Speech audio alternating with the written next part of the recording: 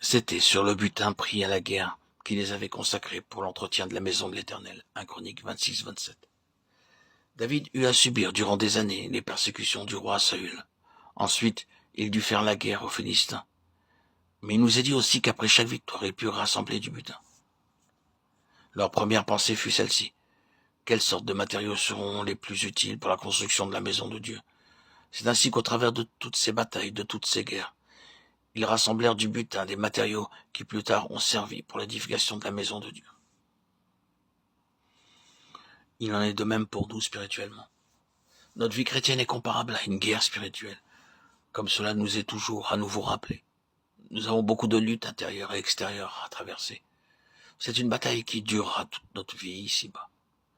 Car nous n'avons pas à lutter contre la chair et le sang, mais contre les dominations, contre les autorités, contre les princes de ce monde de ténèbres, contre les esprits méchants dans les lieux célestes. Éphésiens 6-12. Ainsi, chaque fois que nous avons la victoire sur la tentation, ou lorsque nous surmontons victorieusement l'épreuve, nous rassemblons une mesure nouvelle de matériaux spirituels pour l'édification de la maison de Dieu. Le Seigneur seul connaît le genre de matériaux que nous avons à lui offrir pour construire la nouvelle création. L'ancienne création fut amenée à l'extérieur, à l'existence, en partant de rien, par une seule parole du Seigneur Jésus-Christ. Les cieux ont été faits par la parole de l'Éternel, et toute leur armée par le souffle de sa bouche. Psaume 33-6. Par une seule parole. Redisons-le, les cieux entiers furent créés, et cela à partir de rien. Notre Seigneur parla et la chose parut. C'est à partir du néant que tout fut amené à l'existence. Au commencement, sans qu'il fût nécessaire de labourer, de semer, de travailler la terre, tout fut créé spontanément, tel quel. Puis Dieu dit que la terre produise de la verdure, de l'herbe portant de la semence, des arbres fruitiers donnant du fruit selon leur espèce, et ayant en eux leur semence sur la terre. Et cela fut ainsi. Genèse 1-11. C'est ainsi qu'en partant de zéro et par une seule parole, tout fut amené à l'existence. Mais en ce qui concerne la nouvelle création, elle ne peut être créée que par notre collaboration avec le Seigneur.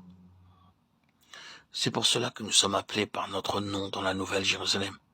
Nous sommes aussi appelés la fiancée, l'épouse du Seigneur. Et je vis descendre du ciel d'auprès de Dieu la ville sainte, la Nouvelle Jérusalem, préparée comme une épouse qui s'est parée pour son époux. Et j'entendis du trône une forte voix qui disait, « Voici le tabernacle de Dieu avec les hommes. Il habitera avec eux. Ils seront son peuple, et Dieu lui-même sera avec eux. » Apocalypse 21, 2, 3. C'est ainsi que nous tous réunis, nous formons la nouvelle création de Dieu pour les âges à venir. Toutes les épreuves, les afflictions et les luttes que nous traversons et que nous passons victorieusement sont l'occasion pour nous de rassembler des matériaux pour constituer la nouvelle création de Dieu. C'est pour cette raison que dans la parole de Dieu, nous sommes appelés le trésor particulier, les perles de grand prix, ou par d'autres qualificatifs, car l'Éternel s'est choisi Jacob, Israël, pour qu'il lui appartint. Psaume 135, 4. Pour qu'il lui appartint, c'est pour qu'il soit son trésor particulier.